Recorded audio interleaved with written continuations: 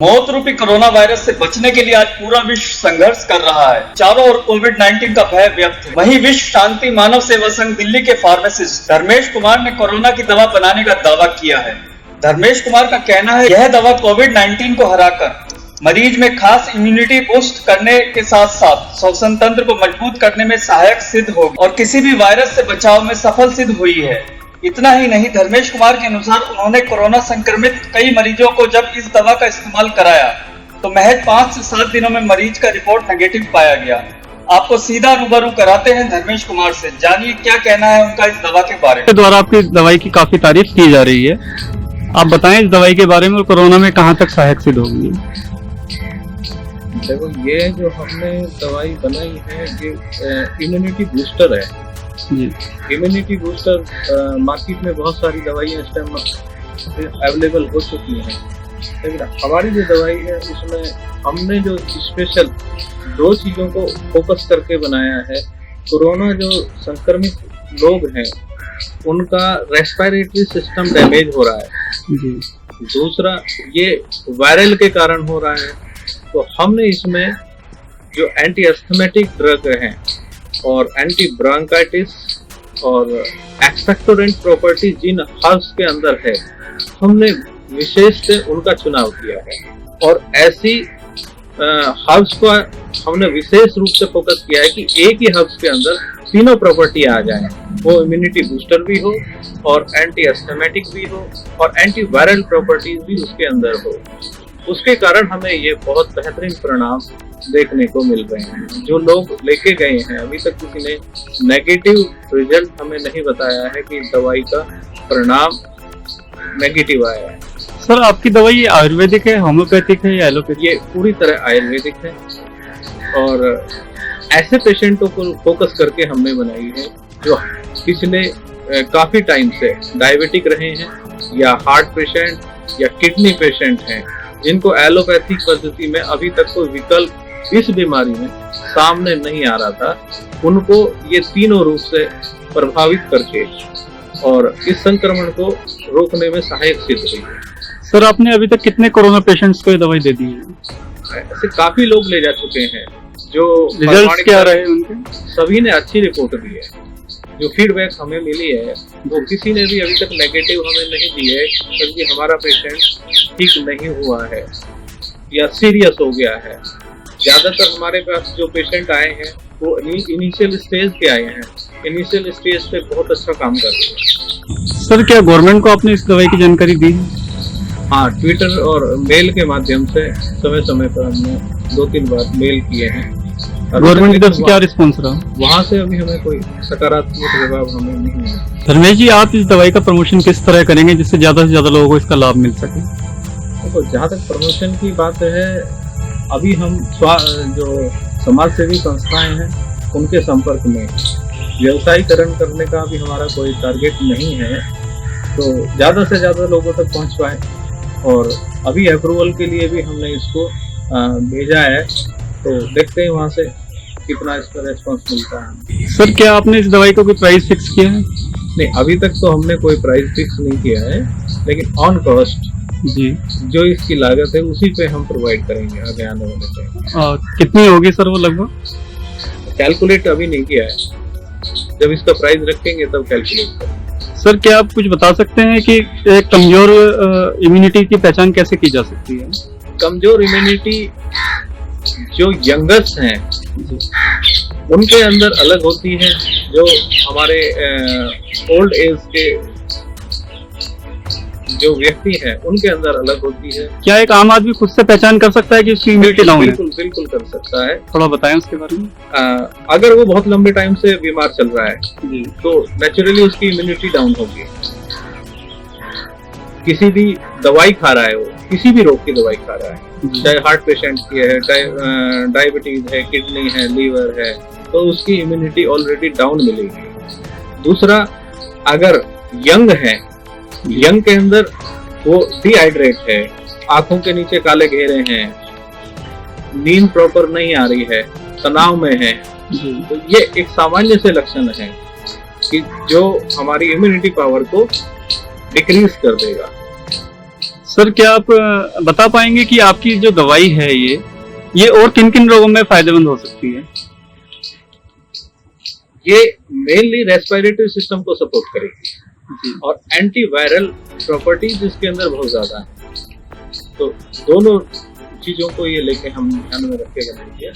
साथ के साथ हार्ट और किडनी, लीवर, इन जो मेन बीमारियां हैं उनमें भी ये सहायक सिद्ध होगी। सर जैसे कि लोगों में भ्रांति फैली हुई है कि अल्कोहल का सेवन करने वालों को कोरोना संक्रमण नहीं होगा, क्या ये सही है? मुझे तो नहीं लगता।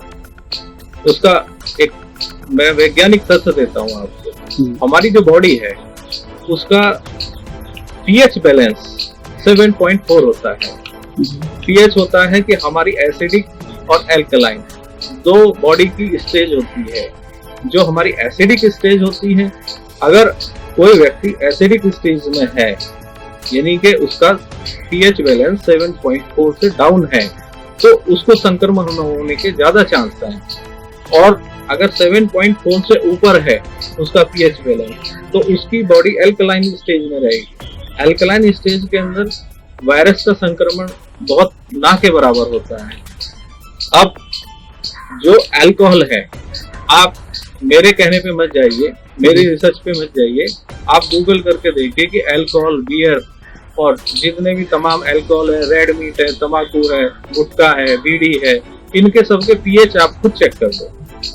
अल्कोहल, बियर का 3.8 के आसपास है जी। अब कहाँ 7.4 और कहाँ 3.8, कितना एसिडिक हो गया। आप एसिडिक अपनी बॉडी को खुद ही एसिडिक स्टेट में लेके जा रहे हैं, तो फिर आपका संक्रमण के चांस ज्यादा बन जाएंगे। सर जैसे कि मार्केट में तरह तरह के सैनिटाइजर इस समय उपलब्ध हैं, क्या सैनिटाइजर के लिए भी कोई पैरामीटर है? सैनिटाइजर की कहानी मेरी समझ में तो आती नहीं कि सैनिटाइजर का एक गाइडलाइन आईसीएमआर को जारी करनी चाहिए कि आज सारे केमिकल वाले सैनिटाइजर बनाना स्टार्ट कर दिया है। अब कोरोना के ऊपर कौन सा सैनिटाइजर काम कर रहा है प्रॉपरली, कौन सा नहीं कर रहा है, ये चीज पब्लिक के सामने आनी चाहिए, क्योंकि ये अंधेरे में तीर चलाने जैसा है। हमने जहाँ तक अपने पर्सनल रिसर्च की बात मैं बता रहा हूँ कि हमने किसी ब्रांड का नाम नहीं लेना है इसमें, जो